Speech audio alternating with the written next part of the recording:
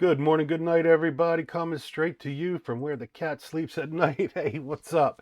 I hope everybody's having a good Monday. It's tough getting back in there, right? I did something pretty cool this weekend for pretty much the most part. Saturday and Sunday, I just shut the phone off. Um, and it was kind of invigorating. So I want to get into real quick. I found this really cool website that this fella does. What's going to happen with TikTok? All right, and I have my concerns with TikTok first and foremost, but we'll go to the React video I want to do. Let me see what his name is. Illustrate to Educate, which I think that's kind of cool. That's real cool. So let's go over to that spot and we'll take a look at it. I will leave a link, so please like, subscribe, share me. I will leave a link in the bottom so you can go see and subscribe to Illustrate to Educate. Well, let's check it out. Let's see what they have to say, and I'll react to it. Welcome to Illustrate to Educate. Please subscribe and ring the bell for more simple and Absolutely. objective videos on topics that matter. Do you think TikTok should be banned? In this video, we're going to look at arguments for both sides of the debate on whether TikTok should or should not be banned. Let me just say too, banning, that's about as deep as you get. It's not going to be looked into. It's not going to be marginalized. It's going to be banned. All right. So I have my thoughts on that, but let's see where we go with this. Recently, lawmakers in several countries around the world, including the United States, have escalated efforts to ban access to TikTok, a massively popular short-form video app that is used by more than 150 million Americans and is owned by the parent Chinese company ByteDance. Yeah. In the past few months, several countries have already instituted bans for government officials on government devices, and some universities have banned the app from being used on their network. Which is kind of funny because if we want to protect our people, don't you think, maybe there is something to say that if you're in Congress and you have nothing to do for 90 minutes plus, you're going to be sitting there on TikTok, or you're going to make a TikTok video. Now, AOC just made one. I suggest you check that out. It's on this topic. But the bigger debate is the efforts of the government within the United States to advance legislation that allows the president the authority to ban the platform entirely in the United States. All right, first and foremost, no matter whether you love or hate TikTok, that gives one man. It would be different if they said the next president could actually bring it back. But once you give the president this legislation,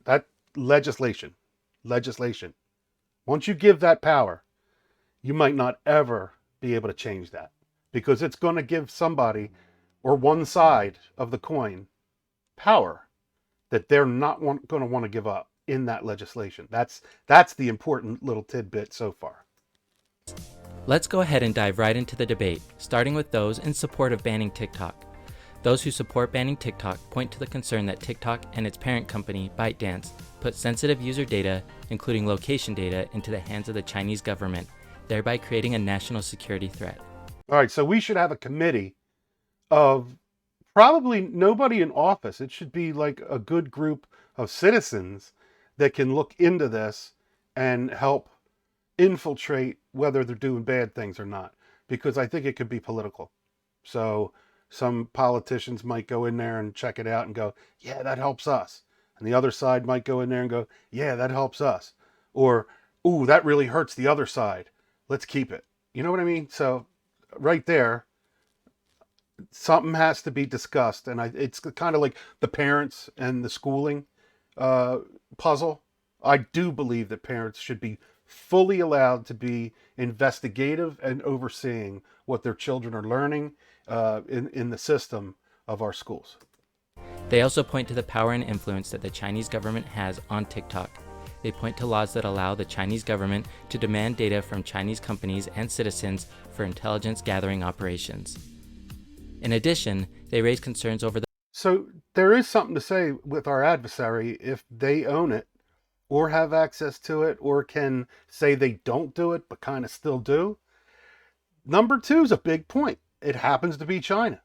It'd be no different if it was Russia, right? Russia, Russia, Russia. That's what Hillary said. It's all Russia. the possibility that the Chinese government could use TikTok to spread misinformation, propaganda, and influence overall viewpoints, opinions, and elections within America. Okay, Lastly, I got to say something that I learned through Scott Adams. I can't, and you can follow Scott Adams either on Twitter. It's Coffee with Scott Adams. He's the creator of Dilbert. He said that he knows for sure that TikTok basically has a button called the heat button. And if they like something that you did, they just literally have to press a button and it goes viral. Or they have a suppress button where they could push that button. And I think they shouldn't have that. It should bubble up to what the truth is, or everybody should at least, if you're going to hurt children or if you're going to promote violence, yeah, get that out of there. But if it's just a good opinion on what you believe in, that should be able to trickle as fast as it can with whoever fans you have. And I believe that number 3, they got an opportunity that they can push and pull things in their direction that helps them and hurts us. those against TikTok point out the harm that TikTok has on the younger generations that are using the app. Those within the ages of 11 to 26, which accounts for 60% of TikTok users, have been directly linked to decreased attention spans when the app is used for more than 90 minutes a day. Okay, so what that means is your endorphins, if for 90 minutes you're getting 1 to 2 minute pulses of instant gratification because there's an algorithm, and the algorithm sees that what you're liking, they start funneling that to you. So now you're not going to get 3 out of 6 things or 5 out of 10 things where you have to, hit dislike or like. All they care about is the like. And once they know what you're liking, you get bombarded with it. And once you get bombarded with it, you can go past 90 minutes. Trust me, it's very addictive. And I use TikTok to try to fight the system. And I have something to say about it at the end. On the other side, those against banning TikTok raise a different set of concerns. They believe that banning TikTok violates Americans' First Amendment rights to freedom of speech. They believe banning TikTok has the support of politicians because they do not have the ability to censor TikTok, which currently allows citizens to communicate their ideas openly without suppression.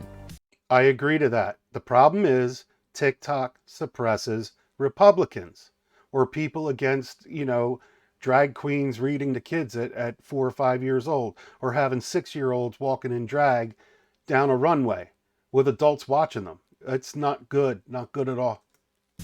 They also argue that the ban on TikTok is a larger ploy orchestrated by Meta, the parent company of Facebook and Instagram, to eliminate their competition. Well, there again, there's Clapper. I just signed up for Clapper. I didn't really use it yet, but Clapper is supposedly like how you have the new Twitter or Truth Social. Like when you had Twitter and then Truth Social came out, obviously a lot of red and Republicans went that way, but you're going to get your trolls that go in there and still beat up on each other. You have that on both platforms.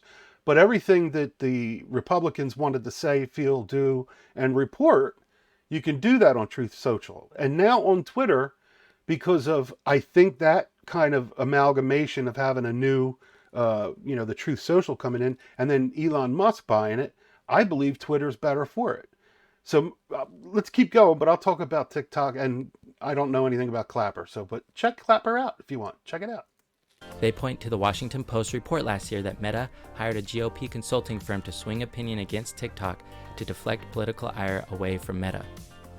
Next, those against banning TikTok argue that the issue about data privacy is invalid, stating that data that is being collected by TikTok is collected by other tech companies, according to several investigations.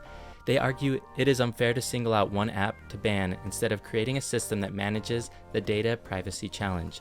Okay, that's pretty smart, but you got to show the work. You got to show that, Instagram, Facebook, Meta, whatever, Twitter, they're all working against it. I mean, he's saying it, which is fine. That's what I love about, being able to teach.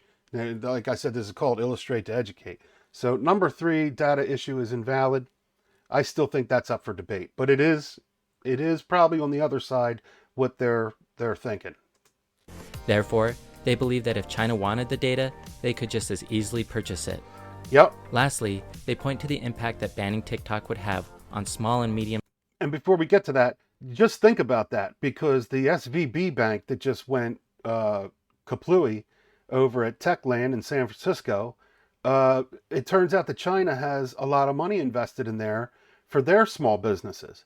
So how do you know if a business that's going into this data for TikTok, it might look full blown red, white, and blue American, but again, it could just be a front. It could be fake. Who knows? It could be spying. We don't know that. So this is such a big hunk of gum to chew. All right, let's keep going.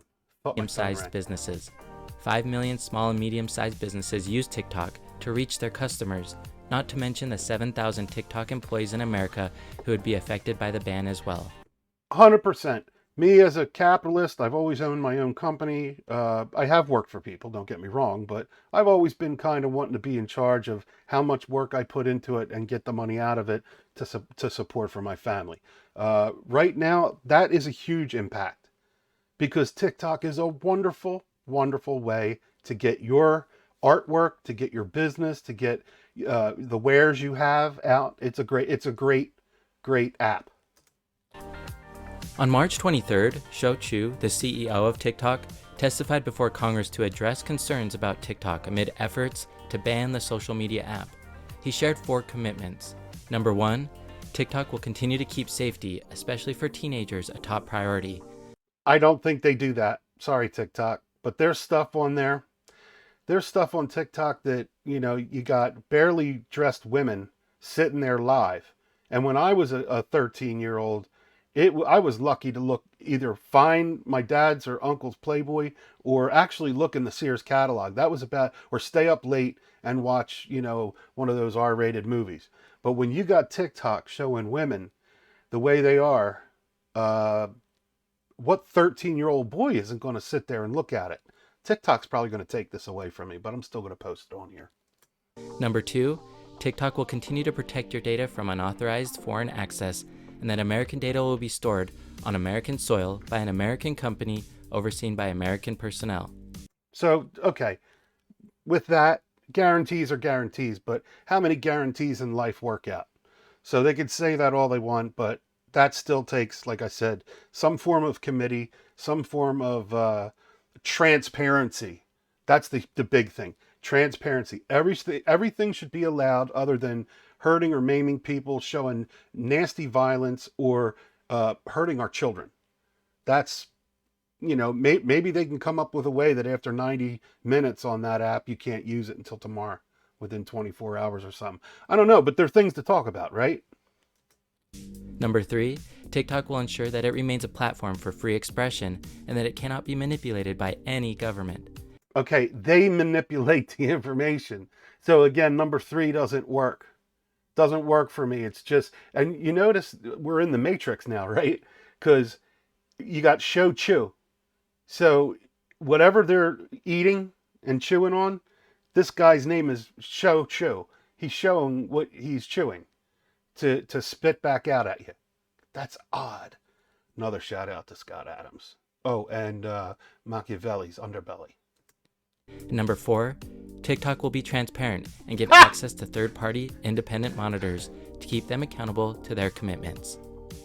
So what are your thoughts on banning So what are my thoughts? That's a great video, TikTok? by the way. Please comment Hold below. on, let me stop that and get back to you.